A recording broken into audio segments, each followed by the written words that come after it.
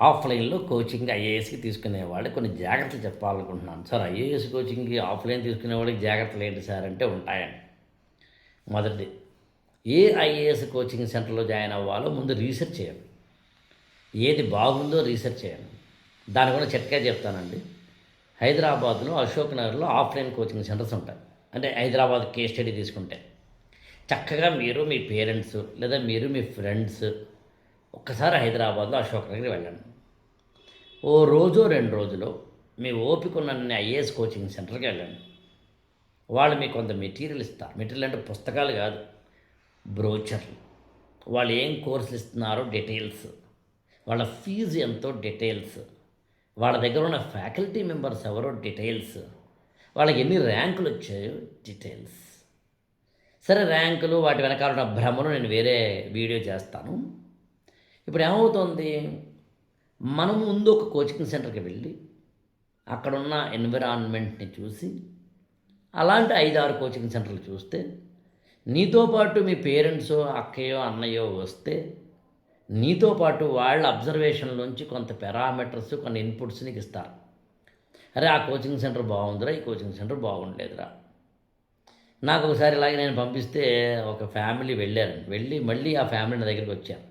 అంటే వాళ్ళ అబ్బాయి అమ్మాయి పేరెంట్స్ ఇద్దరును. సరే, వాళ్ళ అబ్బాయిని జాయిన్ చేయడానికి సరే ఫ్యామిలీ అంతా వచ్చారు హైదరాబాద్. నేను ఇదే చెప్పాను, అమ్మ ఆఫ్లైన్లో కోచింగ్ సెంటర్కి వెళ్ళి తిరిగి రెండమ్మా అన్న.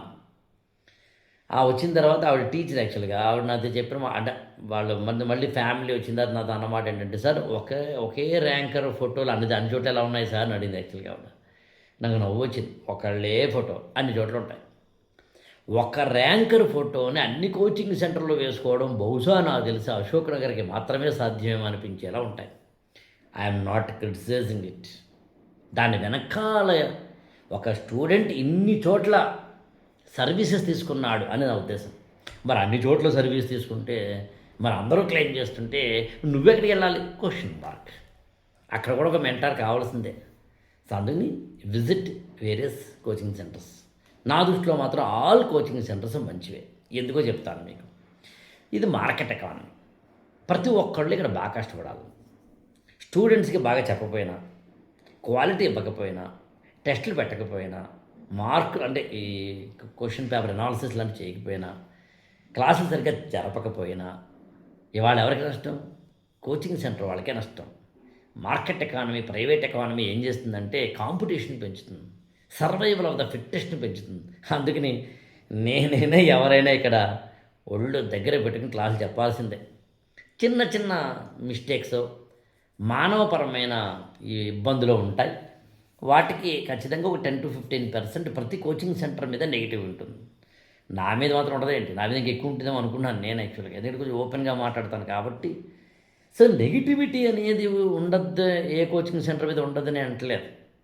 ఎన్ని ఉన్నా మీరంటూ ఒక జడ్జిమెంట్ తీసుకోవడానికి ఉన్నది ఒకే ఒక మార్గం, visiting the coaching centres physically. తరువాత వచ్చేసి ఒక్కొక్కరికి ఒక్కొక్క కోచింగ్ సెంటర్ సూట్ అవుతుంది. ఏ కోచింగ్ సెంటర్ ఎవరికి సూట్ అవుతుంది అంటే, నేను కోచింగ్ సెంటర్లో ఏబీసీ అని 3 కేటగిరీస్ చేస్తాను. ఏబీసీ అంటే గ్రేడింగ్ కాదు, సూటబిలిటీ.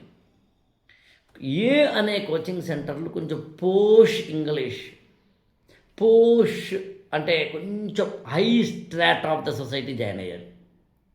సి అంటే లో స్ట్రాటా. లో స్ట్రాటా అంటే డబ్బు, కులము, ప్రాంతము, మతము, జెండర్ ఇవిగా.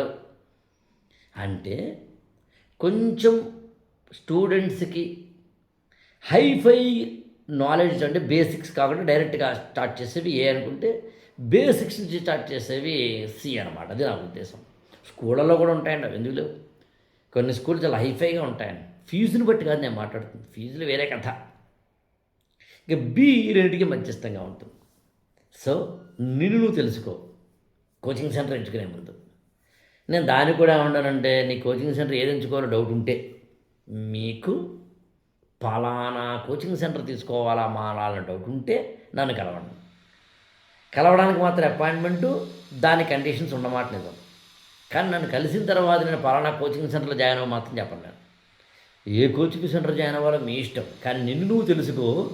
కోచింగ్ సెంటర్‌లను ఎలా అబ్జర్వ్ చేయాలో నీకు అబ్జర్వేషన్ కెపాసిటీ చెప్తానేమో తప్పించి కానీ పలానా కోచింగ్ సెంటర్‌లో జాయిన్ అవ్వ మాత్రం చెప్పను.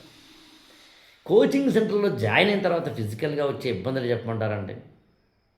అమ్మాయిల పరిచయం అండి అబ్బాయిలకి, అబ్బాయిల పరిచయం అండి అమ్మాయిలకి. సత్యం ఒప్పుకుందామండి, ఎన్నాళ్ళు ముసుగేసుకుని బతుకుతాం? 20ల్లో ఉన్న అమ్మాయిలు, అబ్బాయిలకి ఈ అంటే సరదాగా అటు ఇటు తిరుగుతూ మొదట నువ్వేం చదువుతున్నావు? ఆఫ్‌కోర్స్ మీరేం చదువుతున్నారు? తర్వాత నువ్వేం చదువుతున్నావు? తర్వాత లక్ష్మీకాంత్ బుక్ వేసేటట్టు కదా! తర్వాత ఫోన్స్ ఎక్స్చేంజ్, తర్వాత హాయ్‌లు, హలోలు. ఎక్కడ స్టార్ట్ అయ్యావు? ఎక్కడ ఎండ్ అయ్యావు? అందుకని టాక్సిక్ పరిచయాల పట్ల నువ్వు రెస్పాన్సిబుల్గా ఉండాలి. అంతేగాని పక్కోడు ఎందుకు ఉంటాడు? ఇది ఒక ఇబ్బంది ఉంటుందని నేను అనుకుంటున్నాను. అందరినీ అని నా ఉద్దేశం కాదు. బట్ ఇన్ జనరల్ మాట్లాడుతున్నాను. అలాగే రెండవది నాన్ సీరియస్ క్యాండిడేట్స్ ఇద్దరు ఉంటారు. కొంతమంది చదవడానికి రారు, సరదాగా వస్తారు. చదవడానికి వచ్చేవాళ్ళు వేరే ఉంటారు. నువ్వు కనుక ఎరక్కపోయి చదివే కుర్రాడివి, చదివే అమ్మాయివి నాన్ సీరియస్ స్టూడెంట్ తోటి కనుక స్నేహం చేస్తే, నాన్ సీరియస్ స్టూడెంట్స్ ఎప్పుడూ కూడా చాలా తెలివిగా ప్రవర్తిస్తారు, దొంగల్లా ప్రవర్తిస్తారు. వాడు చాలా సీరియస్గా చదువుతున్నట్టుగా బిల్డప్ ఇస్తాడు. ఆ బిల్డప్ మాస్టర్కి నువ్వు, బిల్డప్ బాబాయికి నువ్వు కనుక లొంగిపోతే మటాష్. ఇది నేనేమి కోచింగ్ సెంటర్లోనే కాదు, స్కూళ్ళలో లేరా అండి, కాలేజీలో లేరా? So you should be very careful. దాని అందరికీ మందేంటి? ఆఫ్లైన్లో ఉన్న తామరాకు నీటి బొట్టులో ఉండు, ఎవరితోటి స్నేహం చేయకు, గ్రూప్ స్టడీ ఎందుకు చేయాలి? సో ఇలా నిన్ను నువ్వు వ్యాక్సినేషన్ వేసుకుని వెళ్ళక తప్పదు. ఆఫ్లైన్లో ఉన్న ఒక చిన్న చెప్పు ముగిస్తాను. ఆఫ్లైన్లో సాధారణంగా మనకి క్లాస్కి వెళ్ళిన తర్వాత ఒక 7ంటి క్లాస్ అయితే 7:30కి ఫ్యాకల్టీ వస్తారు, 7:20కి వస్తారు, 7:10కి వస్తారు. ఒక 15 టు అట్లీస్ట్ 15 మినిట్స్ నీకు వేస్ట్ అవుతుంది. అక్కడ నువ్వు ఏం చేస్తావంటే ఒక చిన్న Vision IAS magazine, Hindu news paper, NCERT ఒక చిన్న టెక్స్ట్ బుక్ పట్టుకెళ్ళి చదువు.